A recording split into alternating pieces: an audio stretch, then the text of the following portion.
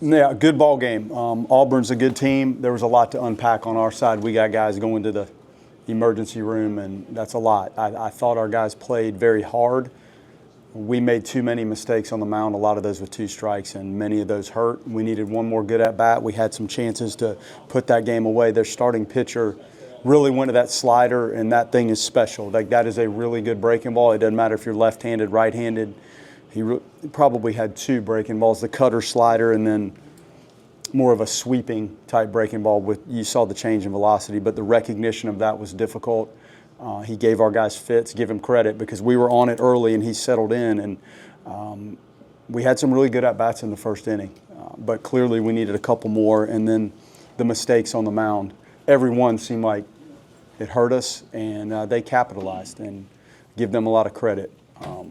That's a good team. They have a lot of variety on the mound. I thought their relief pitchers did a very nice job, and we had some mistakes out of the bullpen that really cost us. Guys played hard, if anything, too hard. You know, that ball, to have 2 guys hurt on one play like that, I think the effort and to sell out to try to make a play on a ball that, quite frankly, was really challenging for either guy.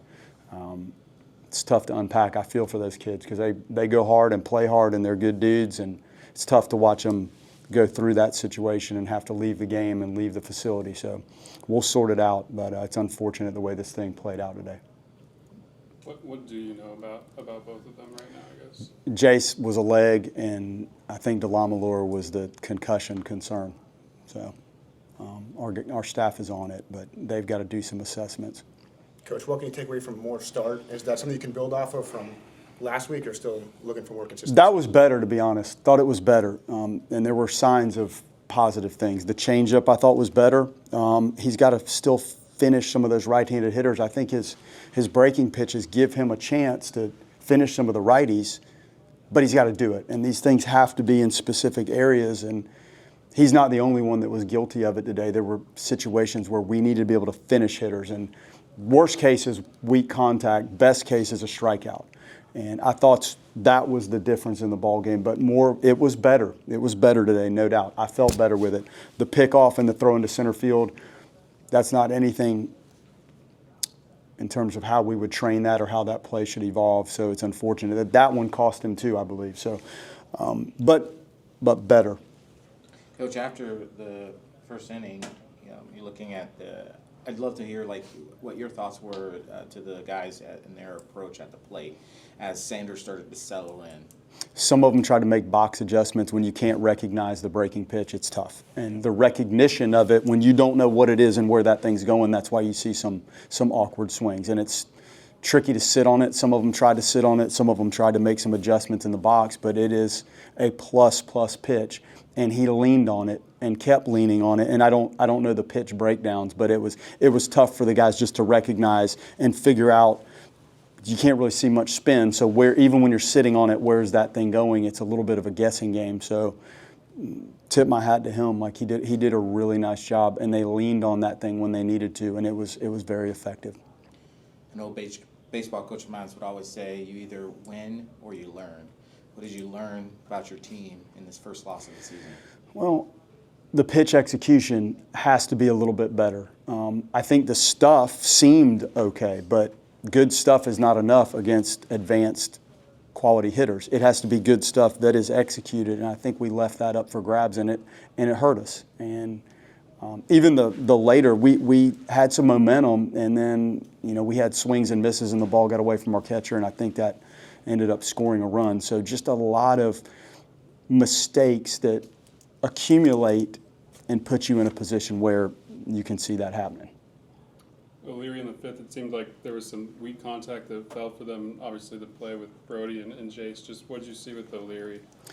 Well, it didn't seem like right out of the gate it was as sharp as it needed to be. Like when he comes in and those things are up a little bit, it's not what we expect him to do, and it took him a little while to get it calibrated and get it on the tracks. And then I think one of the fastballs that hurt us was supposed to be off the plate away, and I think that thing was on the inside half of the plate. So I'm sure there were some good pitches in there. I just didn't think it was as crisp or as sharp or as well executed as it was in his previous opportunities. Coach, obviously Meeble today and Whited yesterday. How important is it to get these left-hand relievers into games early and for them to kind of feel confidence as the year goes on? It's really important. We're going to need it. And I thought Meeble came in and did a really nice job with the lefty that he came in to got him. And then I think it was, I don't know if his bases loaded later, some of the breaking balls weren't the same as they were to the initial batter that he faced. And I think it might have been the sac fly there. But the makings of it are in place. It's the execution of the quality stuff that has to be made. Like you can throw a breaking ball and that thing can be down off the plate and it can be very effective. You can throw the exact same type of pitch up and arm side and it's not effective at all. So that's, when you ask about learning, we learned a tough lesson with some of those pitches, and a lot of them seem to happen with 2 strikes. I know you mentioned yesterday that Beard is lurking. Do you know yet what you're going to do tomorrow, or still TBD? He's available to help us in some capacity, and we have to figure out what that is. The pitch count, you almost are backtracking a little bit after preparing to throw 65 or 70 pitches, and then you're almost on hold for a complete week, and he did get a bullpen in. So Mike and I are trying to assess, number one, the physical strength and the weight, which it seems like that's on its way back, and then what would the pitch count be, and then what is the best way to use him if it is in a shorter stint. So we'll figure that out this evening. Anything else? Stokes, quick. Yeah, What are you thinking? we just didn't feel like we had time to let him get it back on track. Maybe he would have, but it didn't feel like that, and I thought we had the matchup in place to try to make a maneuver, and that might have been when Meeble came in. It's a lot for me to rewind right now, but I think it was a good matchup for him, so we tried to let one guy learn and get some experience from it, and then the opportunity presented itself for Meeble to come in and learn, and it was a good matchup for him. So I'm proud that he came in the game and executed. He just needs to continue to stack the quality pitches. And Stokes, you can see it's 99 miles an hour. The thing's going to be 100 miles an hour before it's all said and done. We just have to keep getting him in there and let him learn and feel it in this environment.